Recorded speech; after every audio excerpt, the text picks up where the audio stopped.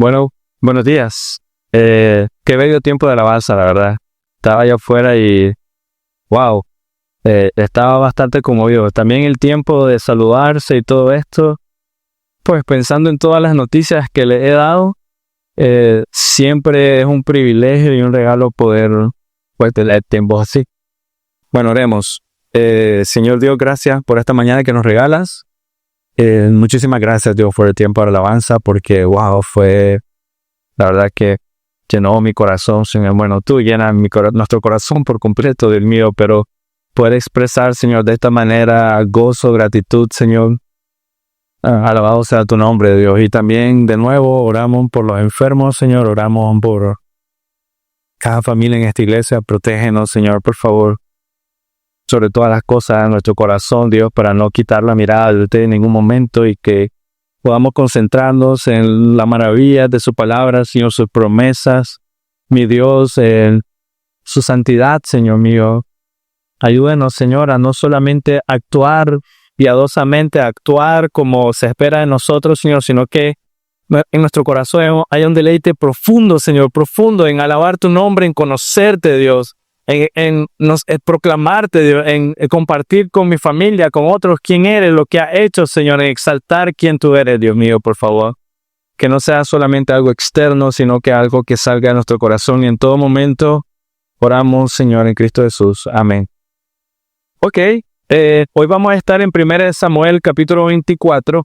Perdónenme, me salté muchísimo. Capítulo 14. Y ya vamos, bueno, a la parte que ustedes más conocen. Ya el capítulo 15 viene, si no me equivoco, la parte donde Saúl, la desobediencia de Saúl, él, ¿cómo se llama? Consulta una divina. Y luego después de esto viene David y Goliat. Entonces viene toda esta sección de Samuel que todos conocemos. Y espero pues de que el Señor abre en gran manera, Dios, en esta sección. Pero hoy va a ser interesante porque lo que vamos a ver, yo les he dicho, capítulo 14 es como una introducción a todo el declive del reinado de Saúl. Y quiero que vean, la semana pasada nosotros, si recuerdan, Jonathan, todos están como asediados, ¿no? Los filisteos están en la parte alta, estos se están escondiendo en una cueva debajo de un árbol, y Jonathan de repente viene con su escudero, hace guerra con todos los filisteos, él solo, todos están en temor y se empiezan a cuchillar entre ellos mismos y hay como un desorden, ¿no? Y aprovechar esto para ir y pelear. En ese momento Saúl pide un consejo a Dios si debe o no atacar, o sea, ellos se están matando, ¿voy o no voy? Pero luego dice, no le pregunten nada a Dios y se dispone a atacar a los filisteos. Pero en ese momento hace algo interesante, que es lo que vamos a ver hoy. En ese momento que se dispone a ir y acompañar, digamos, a Jonathan y a su escudero en la batalla, él no solo quita la mirada de Dios, sino que hace un voto que realmente es una locura. Piensen que ustedes son parte de ellos. Hace un voto y dice, les prohíbe a los israelitas comer. Dice, como nadie come hasta que acabemos con los filisteos. Dice, básicamente vayan en ayuno. No, esa es la orden que les está dando a todos sus súbditos. ¿Te imaginas tal orden? Vas a ir a pelear con hombres que tienen armaduras y tú tienes solo rastrillos. Y luego después te dice tu propio rey, no me comen hasta que me los maten a todos. Entonces, es como, no tiene sentido, voy a ir a la guerra. Pero eso es lo que está pasando ahorita. Jonathan, él no estaba ahí cuando su padre dice esto. Y en medio de esto él come miel. Y lo hace porque no había escuchado el voto de su padre. Él estaba luchando desde hace mucho antes que su padre se incorporara en la batalla. Y así nuestro versículo, 1 Samuel 14, versículo 24, comienza de esta manera. Pero los hombres de Israel estaban en gran aprieto aquel día. Y así como comienza, estaban en gran aprieto aquel día. Uno pensaría que es porque están en la batalla.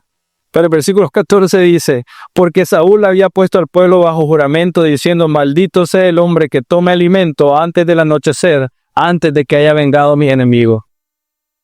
Se lo repito, El pueblo de Israel estaba en aprieto no porque estaba luchando con los filisteos.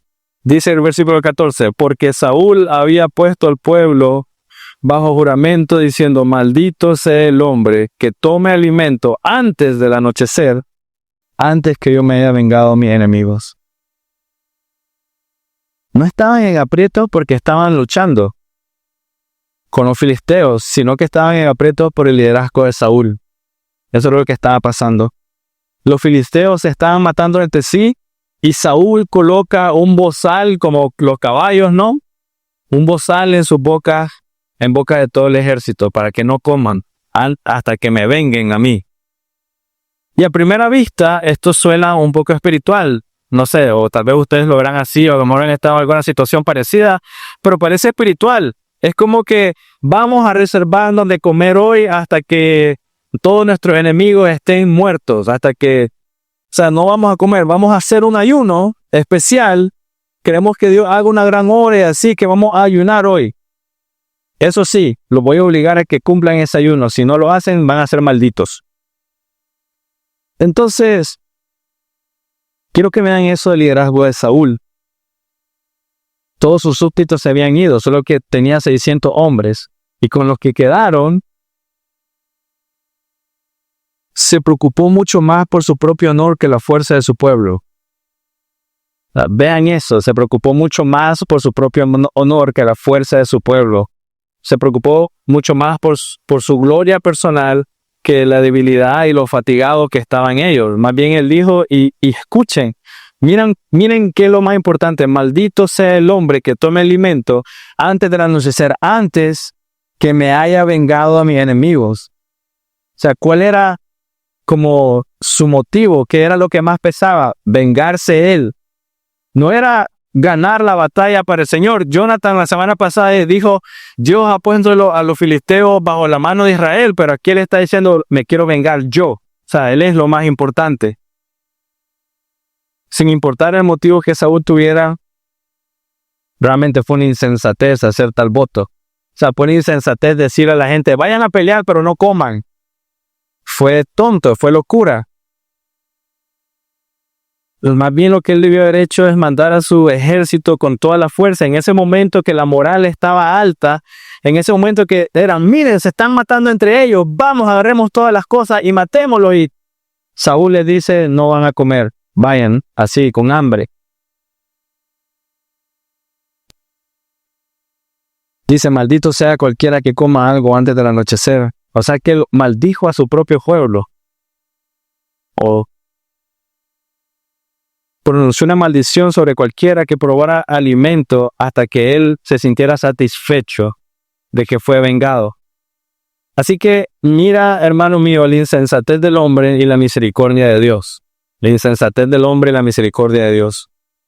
Saúl ya había sido rechazado como rey y aún así Dios estaba entregando a los filisteos en manos del pueblo de Israel.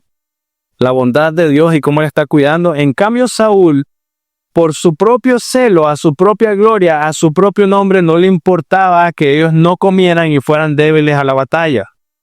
Estaba dispuesto a hacer morir a sus propios hombres, ya sea la espada de ellos mismos, o sea, ni siquiera, no le importó que ya iban a morir por él contra los filisteos, sino que él estaba haciendo la causa para que los mataran más rápido. Fue una exageración también que él dijera, maldito sea el hombre. No todos nosotros aquí hemos estado en guerra, pero nadie va a la guerra diciendo, bueno, seguramente voy a regresar. Siempre hay una mente en la cabeza de que tal vez esta es la última y si regreso, gracias al Señor. Pero este hombre, aunque esta gente está dispuesta a salir y batallar y morir, todavía les mete más peso. Malditos son si comen antes de regresar. Fue una exageración de parte de Saúl hacer eso.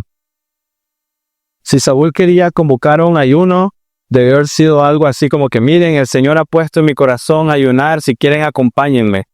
Y ayunemos y peleemos en contra de Dios. Podría haber sido algo así. Pero en lugar de predicar con el ejemplo y enviar preparado al pueblo de Israel para la batalla, hizo mal a su propio pueblo y 1 Samuel 24 dice, pero los hombres de Israel estaban en gran aprieto y era por causa de él. Entonces mira lo que está pasando. Más que algo piadoso, este ayuno es una muestra de orgullo. Y eso es interesante, porque ayunar es bueno, pero en este momento el mandato de ayunar, más que algo piadoso, era algo de orgullo.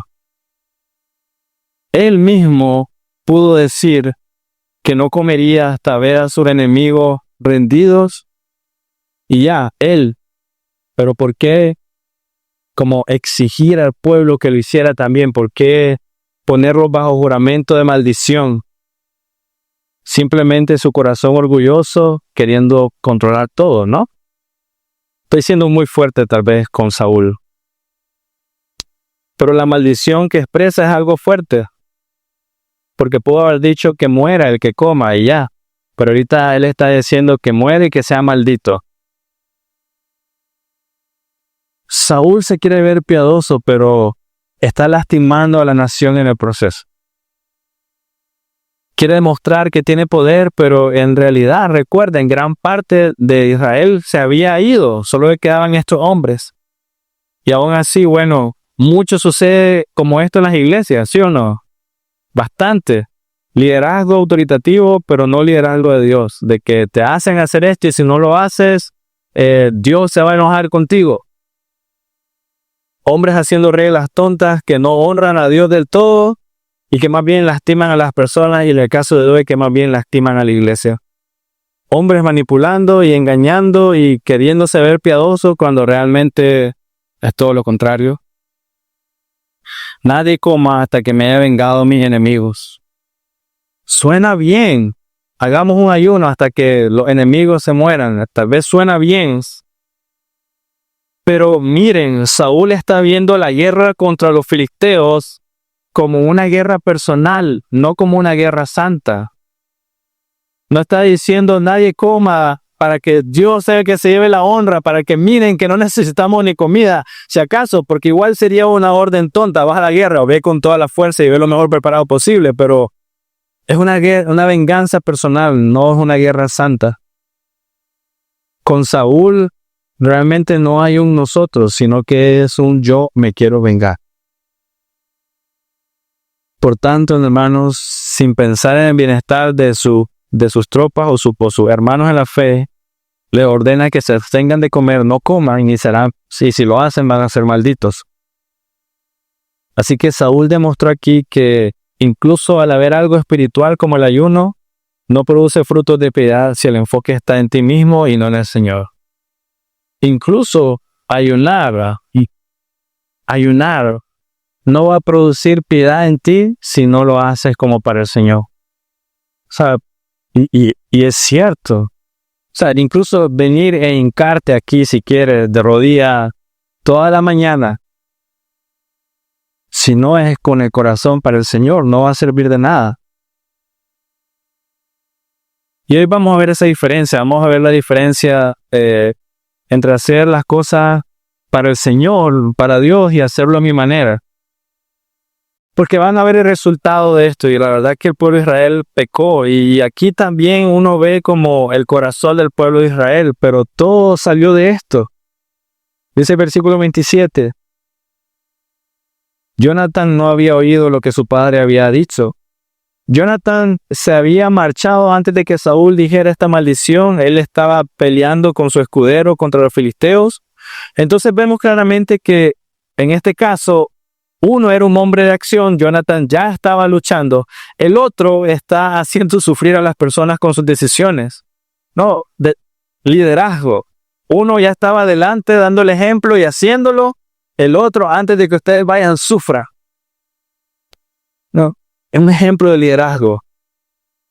Y a raíz de esa maldición de Saúl, el pueblo batalla con hambre, va para allá sin comer. Y cuando ven a Jonatán y Jonatán come, o sea, Jonatán viene, va caminando, encuentra miel, no lo voy a leer todo porque es bastante, encuentra miel, agarra y le dice, miren cómo mis ojos se abrillantaron, no, estoy parafraseando, pero miren cómo mis ojos de la comida, como para animarlos a ellos. Y aquí él está siendo digamos que rebelde, ¿no? En contra de su padre, pongámoslo de esa manera, no escuchen la orden de mi papá, es una locura, coman. Les anima a hacer lo mismo que comen y mira el resultado. Y aquí es donde les quiero decir, hay que tener tanto cuidado porque nosotros somos tan propensos a caer en esto, a hacer leyes que se miran piadosas por fuera, pero el resultado va a ser algo pecaminoso si no es para el Señor. Porque tal vez Jonathan, con toda, digamos, inocencia, está animando a todos, vamos a luchar, digamos que inocentemente, pero lo que pasó fue devastador. Vinieron y el versículo 32, déjeme leérselo. Entonces el pueblo se lanzó sobre el despojo, o sea, desde 31. Aquel día, después de herir a los filisteos, desde Micmash hasta Ajalón, el pueblo estaba muy cansado. Entonces el pueblo no comió, dice el versículo 31, los mataron y habían despojos. Eso quiere decir que habían vacas, digamos, terneros, ahí estaban los despojos de la guerra. Y el versículo 32, entonces el pueblo se lanzó sobre el despojo y tomó ovejas, bueyes, becerros y los mataron en el suelo y el pueblo los comió con la sangre. Esa palabra ahí es dura, no es moronga. Todavía la moronga pasa. Si fuera judío no, pero no es moronga. Pero agarraron los bueyes, las cabras, los despojos y dicen los comieron con la sangre. Eso es. Sí, asco. O sea, se la perdieron. El pueblo estaba tan hambriento a causa del juramento que los hizo entrar Saúl, estaba tan hambriento que incluso desobedecieron la ley de Dios al comer carne cruda. Ahora, lo que están haciendo ahorita nosotros diríamos, pero es que tenían mucha hambre. Realmente era algo odioso delante de Dios. El pecado que están cometiendo es más grave de lo que tal vez nosotros entendemos. Levíticos, déjeme leérselo. Levíticos 17, del 10 al 14. Perdone.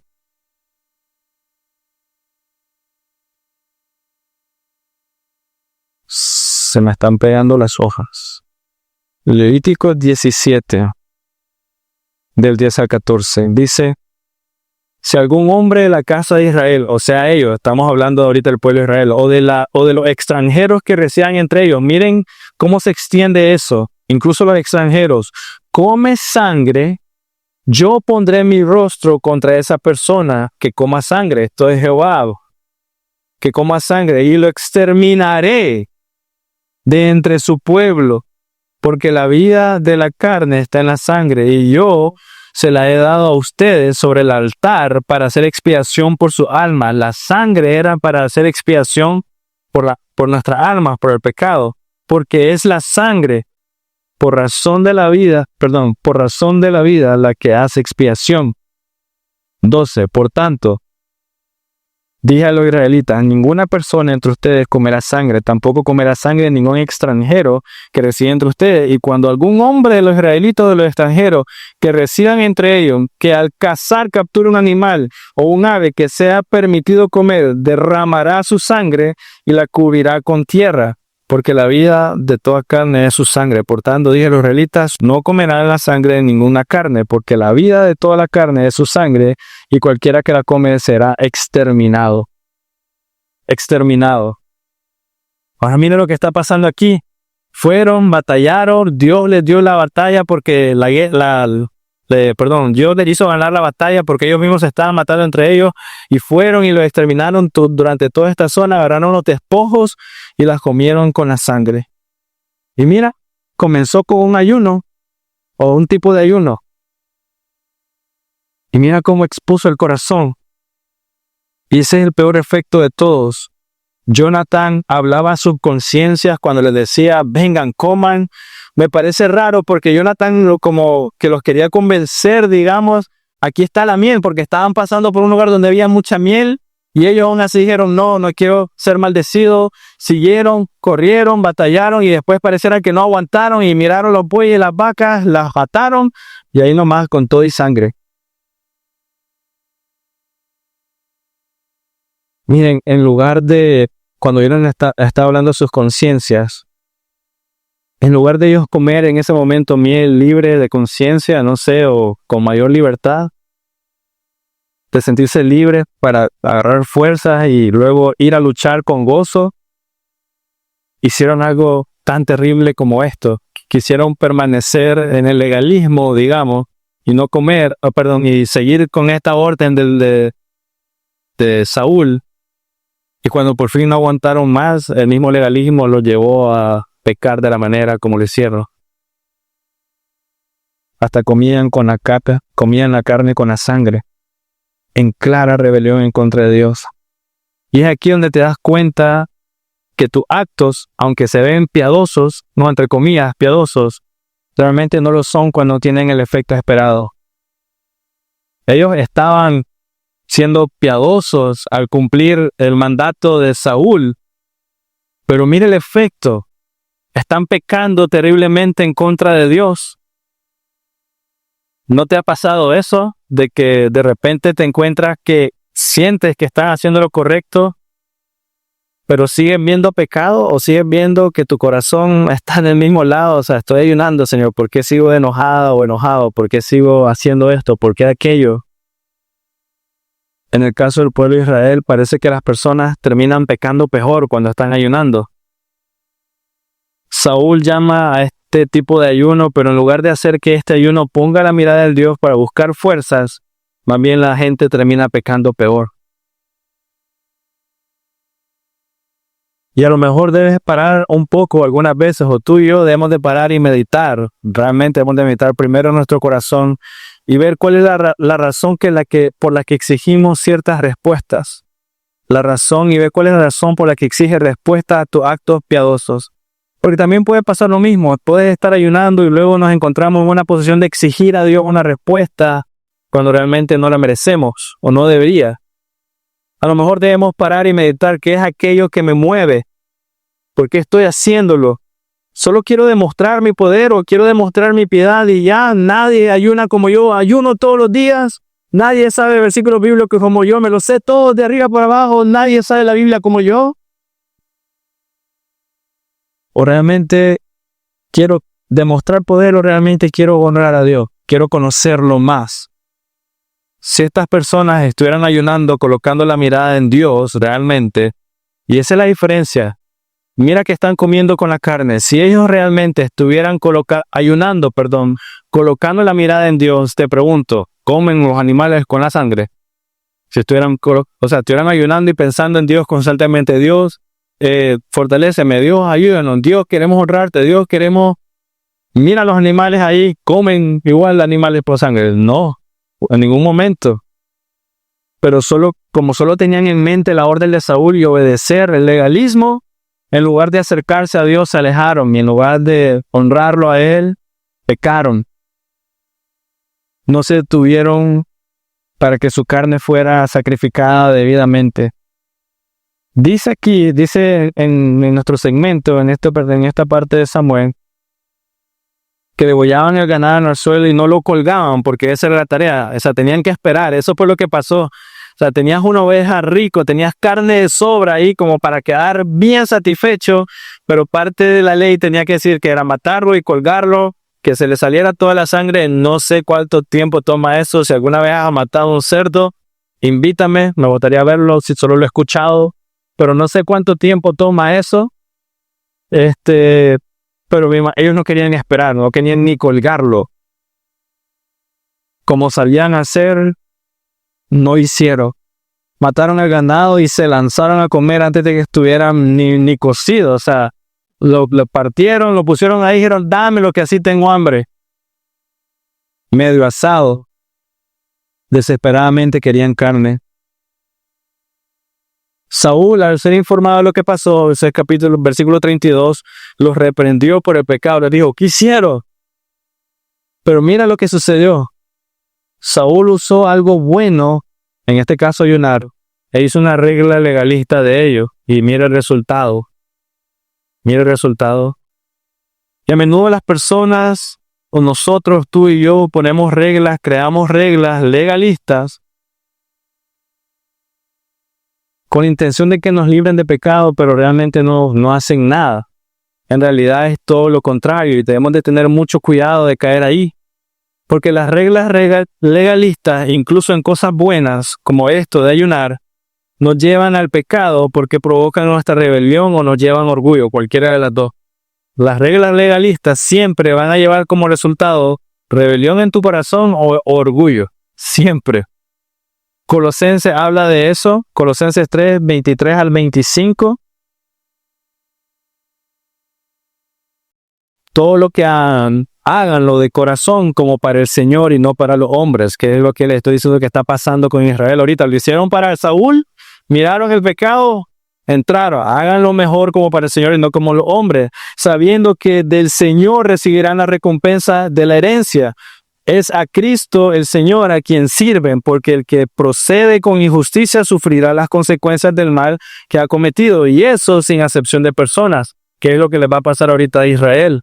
Y Colosenses también atrás, 2, del 20 al 23, miren, ese, subrayenlo, medítenlo. Colosenses 2, del 20 al 23. Si ustedes han muerto con Cristo a los principios elementales del mundo, ¿por qué, como si aún vivieran en el mundo, se someten a preceptos tales como? Se lo voy a decir de otra manera. Pablo está diciendo, si realmente vives en Cristo, ¿por qué te estás sometiendo a reglas que no hacen nada? Tales como esta. No manipules, no gustes, no toques, todos los cuales se refieren a cosas destinadas a perecer con el uso, según los preceptos y enseñanzas de los hombres. Tales cosas tienen a la verdad la apariencia de sabiduría en una religión humana, en la humillación de sí mismo y en el trato severo del cuerpo, pero carecen de valor alguno contra los apetitos de la carne.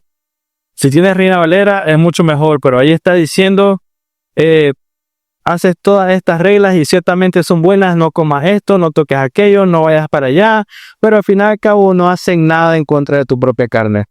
Es algo en el corazón. ¿Qué significa? No se trata tanto de la comida o de lo que comes o no comes. No se trata tanto de lo que vistes o no vistes. No se trata tanto de cuánto das o no das, sino que se trata más si es un acto de adoración genuina a Dios. No es solo hacer actos correctos. Ya, eso es lo que estamos viendo. No es solo abrir tu Biblia y leerla, no es solo venir aquí y ya, sino es un acto de adoración genuina a Dios, sí o no. Es un corazón que el Señor te ama con todo el corazón. Saúl era algo así como un fariseo entonces, porque les pregunto a ustedes, ¿él fue a pelear? Él era el único que tenía espada, aparte de Jonathan. Y no hay indicios de que él haya ido, no pareciera que él fue. Tal vez sí, aquí puedo estar equivocado.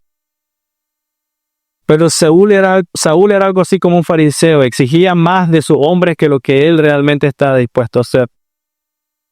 Nosotros, por supuesto, somos propensos a hacer lo mismo, poner reglas en otros que no estamos dispuestos a seguir, inventando reglas para nosotros, y que si los demás nos siguen, entonces están mal. Y debemos de tener cuidado con eso. Cuidémonos de los mandamientos que no se basan en la palabra de Dios. Cuidémonos en esas cosas, en esas reglas que tenemos que son nuestras, pero no son de Dios. E incluso si son escriturales, también tengamos cuidado, porque si nos hacen caer más en legalismo y en autojusticia o en juicio contra los demás, más que adoración genuina a Dios, hay un problema. En medio del pecado, entonces, vemos que Saúl hace algo que no ha hecho nunca. Esta es la primera y la última vez que lo hace. Entonces, mira lo que está pasando. Él, por su culpa o por su orden, dice Samuel que todos estaban en aprieto. Ahora todo el pueblo de Israel está pecando en contra de Dios, comiendo la sangre. Y el versículo 35 dice que él hace algo que nunca ha hecho. Él hace su primer altar, dice el versículo 35. Y edificó Saúl, dice, un altar al Señor. Ese fue el primer altar que él edificó al Señor y el último. Saúl construyó esto para ofrecer sacrificios, ya sea como reconocimiento del pecado de su pueblo, como reconocimiento de la victoria que tuvieron, no se nos especifica. Pero Saúl se estaba apartando de Dios. Su corazón, miren cómo comenzó, quiero venganza de mí, y ahora se está haciendo un altar. Entonces a mí me da la impresión que aunque su corazón se estaba apartando de Dios, él sigue aparentando, haciendo las cosas correctas. Estaba dando una apariencia de piedad. Osea 8:14 dice, Israel se olvidó de su hacedor y edifica templo o palacios. Depende de la versión que tengas, pero Oseas habla de esto. Israel se ha olvidado de su hacedor y aún así siguen construyendo. Entonces, hermano, no es suficiente con cumplir una cuota o hacer la parte que te corresponde. No se trata de eso. No se trata de venir y tocar, cantar, enseñar. No se trata de eso. Hacer la parte que te corresponda, limpiar, aunque gracias por las personas que vienen y limpian. Todo, gracias. Pero no se trata de cumplir tu cuota y ya. Saúl hace el altar. También en la historia se nos dice que provee la piedra para que la gente cumpla con las leyes dietéticas. O sea, cuando se da cuenta del pecado, dice, hagan rodar una piedra, tráiganla, que todos traigan sus despojos y aquí que se chorree la sangre. Les provee Saúl una solución. Y luego de eso, ahora sí, sigamos batallando. Realmente hay que ver el corazón, que el corazón es más importante. Hay que ver eso. Debemos entregarnos a Dios. Hay que ver el corazón. Y más importante que eso, debemos entregar todo lo que nosotros somos a Dios. A más que lo que estás haciendo. Saúl dice, vamos a la guerra. Pero el sacerdote, versículo 36, dice, un momento, antes que vayámonos, acerquémonos a Dios, preguntemos. Y eso debería de decir como que, wow, el sacerdote ahí probablemente fue el que dijo eso, acerquémonos y preguntemos a Dios. Y si este sacerdote que está siendo rechazado le está diciendo a Saúl, antes que vayamos, preguntemos a Dios, hay un problema con Saúl. Grave. Es claro que como la victoria ya estaba a la puerta, a Saúl lo que le interesaba era vengarse. Incluso después de que Saúl comete pecado, o que el pueblo comete pecado, mira, según la ley, el pueblo entero debería de ser exterminado o sacado, ya no son parte de. Él provee la piedra, provee la solución para que lo hagan correctamente, pero incluso después de que el pueblo de Israel ha pecado de la manera que ha pecado, aún así él sigue pensando, vamos a batallar. Entonces era más importante para este hombre ganar la batalla y tener su venganza que honrar a Dios. Es donde uno debe de tener cuidado. ¿Es más importante tener la razón que honrar a Dios? Probablemente no.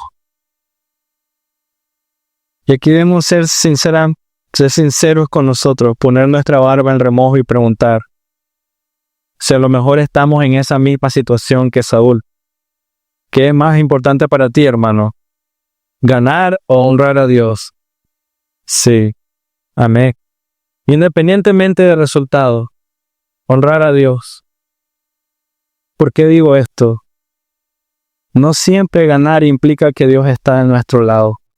Y eso se enseña en la iglesia hoy, ¿no? O sea, si Dios te está bendiciendo, si tienes dinero, no sé, tantas cosas que se dicen, Dios está con fuego con ese hermano, acerquémonos, que me dé un poquito.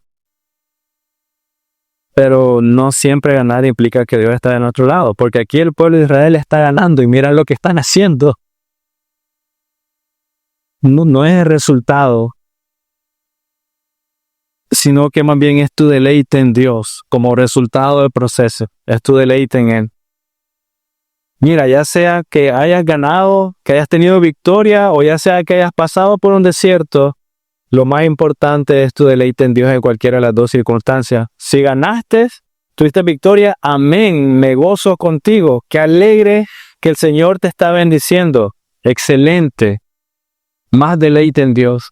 Y si el proceso te lleva a un desierto, amén, me gozo contigo porque el Señor está tratando en tu corazón. Más deleite en Dios. Solo el sacerdote sí consideró conveniente continuar con las devociones y dijo, acerquémonos a Dios. Se supone que también Saúl estaba ayunando. Miren dónde está el corazón y la mente de este hombre. También estaba ayunando. Pero vamos a la batalla, quiero venganza, en lugar de cómo está el corazón de mi pueblo ahorita. Dios entonces usa a este sacerdote como para redireccionar la mirada. Nosotros necesitamos personas así, ¿no? O sea, ninguno de nosotros está exento. Yo mismo en algún momento puedo tener buenas intenciones, entre comillas, buenas intenciones para hacer algo, pero voy a necesitar siempre a alguien, mi esposa, gracias a Dios, ustedes, y yo creo que no, pastor. Las personas necesitan a su alrededor a quienes les recuerden, donde quiera que vayan, Dios es primero. Por más que tengan buenas intenciones, Dios es primero. Necesitamos personas que nos recuerden eso a diario. Todos nosotros. Yo no soy exento de eso. De nuevo, puedo tener buenas intenciones, buenos planes, pero si no se ve que Dios es primero en esos planes, entonces no. Y cuando el sacerdote se lo propuso, pues de Saúl, un momento, no debemos de preguntar a Dios, versículo 37, mira la pregunta que hace Saúl. De nuevo, te estoy dando el contexto. Todo el mundo, todo Israel, menos Jonathan, ha pecado en contra de Dios. O la gran mayoría, digamos, ha comido sangre. Todo el mundo. Entonces, si viene el rey y le pregunta y tiene la oportunidad para hacer una pregunta a Dios, ¿qué debería de hacer? ¿Qué crees que debería de preguntar? Mira lo que él dice. 37. Y consultó Saúl a Dios, ¿descenderé contra los filisteos? Para mí, la pregunta debería de ser, ¿nos perdona Dios? Cometimos pecado. Antes de dar un paso más, todo mi pueblo comió sangre. ¿Nos perdonas? ¿Qué podemos hacer? Algo. Perdóname por mis fallas, porque he pecado en contra de este pueblo, lo he hecho pecar de esta manera aborrecible. Pero más bien su pregunta es, ¿ganaremos? ¿Debo ir? Suena piadoso, pero su pueblo entero ha pecado. Y al no tener respuesta, mira, el Señor no le responde. Y cuando no tiene respuesta, inmediatamente su mente, alguien pecó. No dice yo pequé. Alguien aquí está mal. Su orgullo culpa a alguien más y vuelve con su insensatez. Versículo 39 dice, 38, y Saúl dijo, acérquense aquí todos ustedes, jefes del pueblo, y averigüen y vean cómo este pecado ha acontecido hoy. O sea, ni siquiera está pensando en comer sangre. Hubo otro pecado. Porque vive el Señor, y aquí comienza otra vez, que libra a Israel, que aunque la culpa esté en mi hijo Jonatán, ciertamente morirá. ¿Qué significa eso? Primero los hace morir de hambre, y ahora dice, incluso si es mi hijo el que ha pecado, lo voy a matar.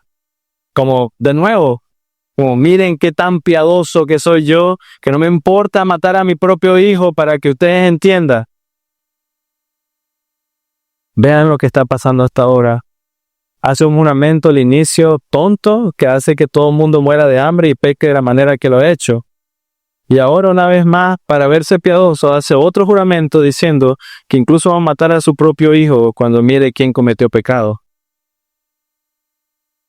Cuando encuentras a personas que hablan así, tan extremistas, hermano mío, mejor sal de ahí. No tienes nada que hacer ahí. Jonatán fue descubierto por sorteo. El versículo 42 habla de Urim y Tumim, que estaba todo el pueblo. O sea, y esta parte fue interesante porque Saúl estaba tan orgulloso de él y de su hijo, que eran los únicos piadosos, que puso a un lado su pueblo y a otro lado se puso él, como diciendo, alguien de ahí, nosotros dos somos los únicos santos buenos de esta nación.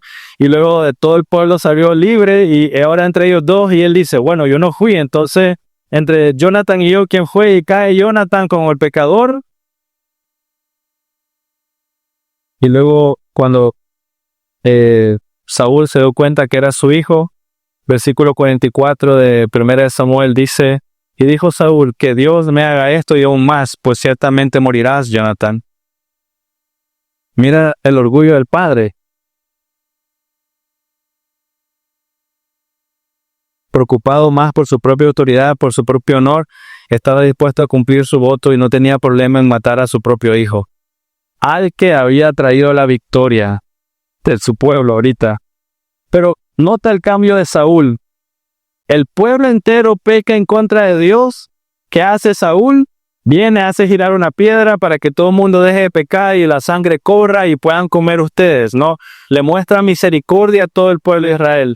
Viene y su hijo peca y el pecado fue comer cuando él había dicho el juramento de que si no tienen venganza, maldito, Viene su hijo y no le muestra la misericordia que le mostró al pueblo.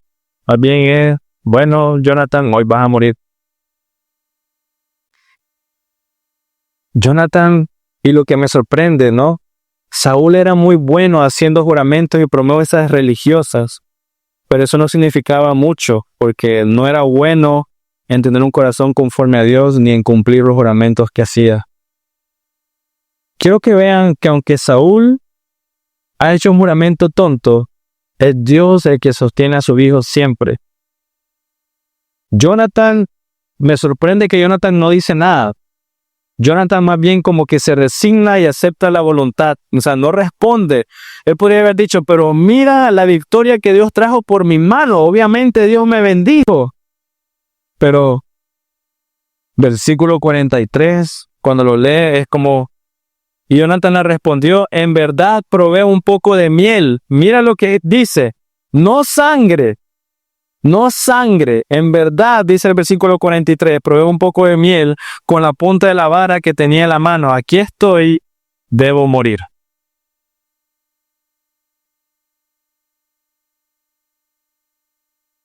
Jonathan pudo haber dicho, yo no sabía, papá, yo estaba luchando, vos estabas aquí sentado, ¿no? Le pudo haber enterrado el puñal, él le iba a haber dicho cualquier cosa, pero no. Pudo haber insistido en sus méritos, mira como hemos ganado porque yo hice esto o algo por el estilo, pero se sometió a la voluntad de su padre y por encima de todas las cosas se sometió a la voluntad de Dios.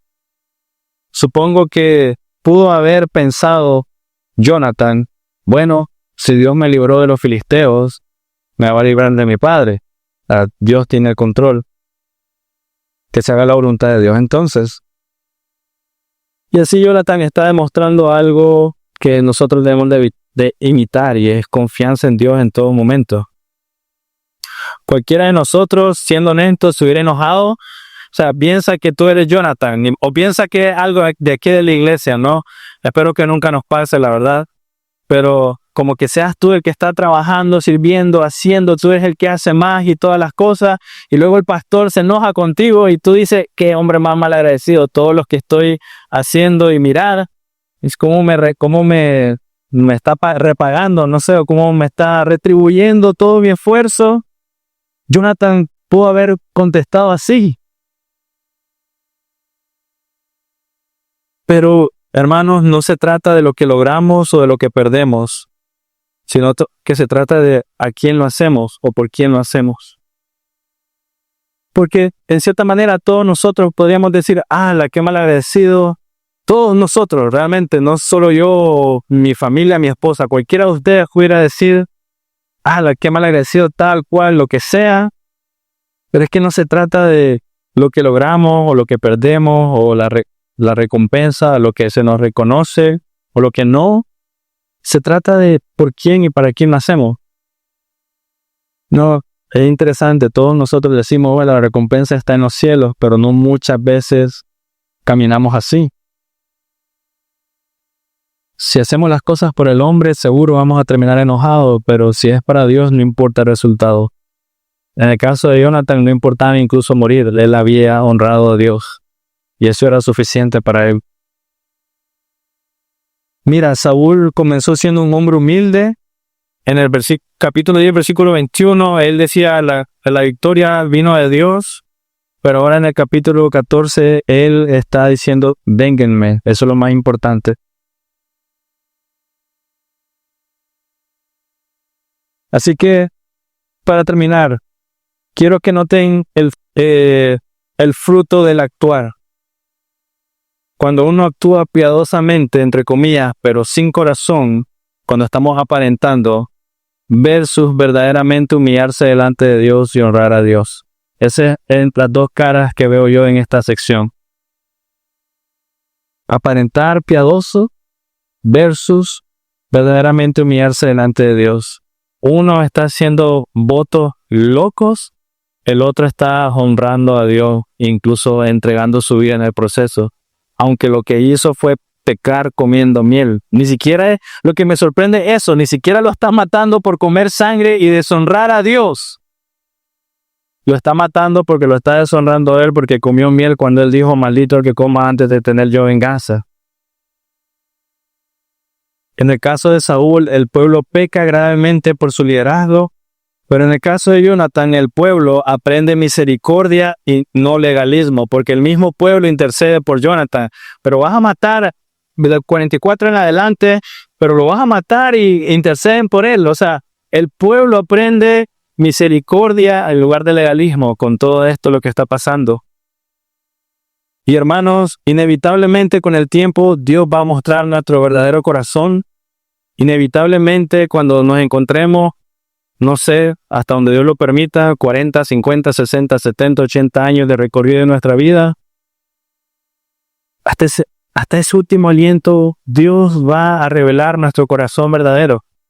Va a estar, no sé, vamos a estar en cama, postrados y vamos a estar, espero que no.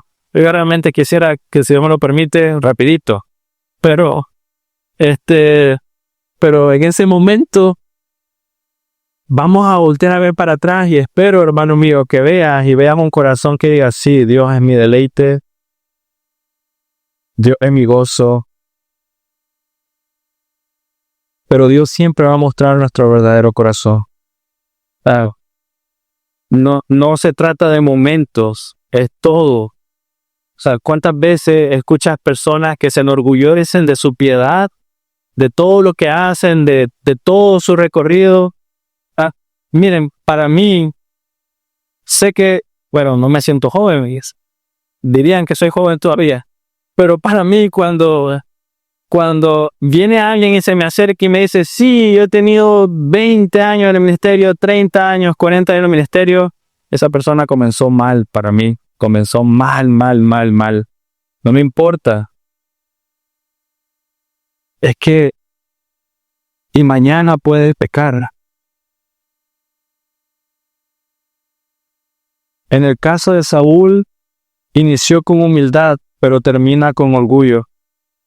Inicia dando gloria a Dios por la victoria, pero ahora termina buscando venganza de sus enemigos. Y termina impidiendo que su propio reino coman. Y entonces espero que puedan ver. Una pregunta para todos ustedes. ¿Crees posible que alguien que siempre coloca a Dios primero y la gloria de Dios primero, adecuadamente en su vida, va a terminar así? O sea, es posible que si tú colocas la gloria de Dios siempre en primer lugar, si tú constantemente estás pensando en Dios, quién es Él, su santidad, ¿crees que es posible terminar como termina Saúl? Yo pienso que no. Si estás constantemente meditando en Dios, no terminas así. ¿Por qué? Un ejemplo para ustedes, madres, para mí ustedes son un ejemplo de eso, de no terminar así. Cuando hay un amor genuino, cuando hay un amor real por tus hijos, aunque tu hijo sea el hombre más malo que hayas conocido en tu vida, ustedes le aman. Ustedes le aman, o sea, en general no le pagan, ¿cómo es? Mal por mal, también le pagan bien por mal, en general.